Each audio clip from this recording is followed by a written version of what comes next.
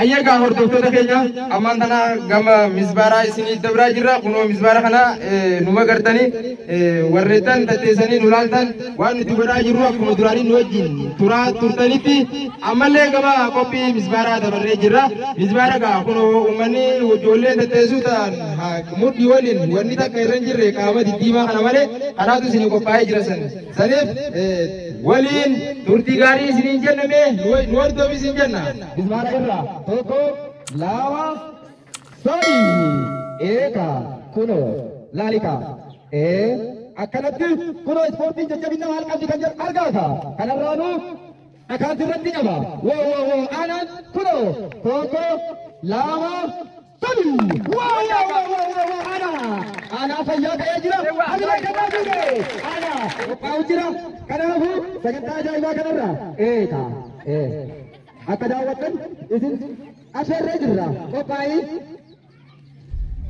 ayyee kunoo suudiin qophaa'ii sagantaa mismaara kanarraa dhagaa irratti cabsu daawwattoota keenya kunoo akkanatti mismaara irra namoonni jiran kunoo irratti dhagaa cabsina yaa suudii Abdurrazaaq qophaa'ii tokko lama sadi kana suudii Abdurrazaaq ajaa'iba kamaanee alisu kunoo irra taa'aa jira mismaara irra kunoo mismaara irratti ammoo kanarraa dhagaan irratti caba eegaa argaa jirtu daawwattoota keenya mee yeroo tokko miila kenname waan duraan dhageettanii ajaa'iba kun hojii seenaa jetta hojii namaa ta'u kun akkanumaa jettu tokko lama sadii kalala sagantaa ajaa'ibaa tamaame abdiisa ani irra jiisaa isin rabbi manna dhiisaa jedhe kun la abdiisa kun sagantaa ajaa'ibaa kuno abdiisa mudatti guleetti qabduun onlaayinii irraa kuma hordofaa jirtanitti kuno sagantaa kana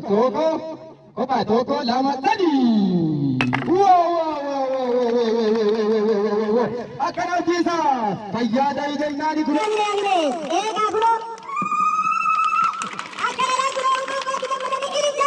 Ujoollee leencota kana qabu isaaniitii dhalanii asitti gadi baasan saaboon boonsaa kan leenjisee asitti siniif qopheesse qophaa'ee tokko lama sadii baay'ee gaariidha kunoo mana gammadamaa jiran eegaa amma ammoo dhagaa diimaa bareedaa dhagaa irratti cabsuuf dhagaa diimaa bareedaa kana kunoo naani dhagaa qopheeffate qophaa'ee tokko ciilte akkanadha. Kana meesidame daawwattoota malee dhagaa irratti cabuuf ta'a kunoo hordoftoota keenya mana keessatti teessanii boonsaatiif irraa akkuma daawwattan tokko lama sadii kana laali gurbaan amilee kennaa fi sirriitti hordoftoota keenya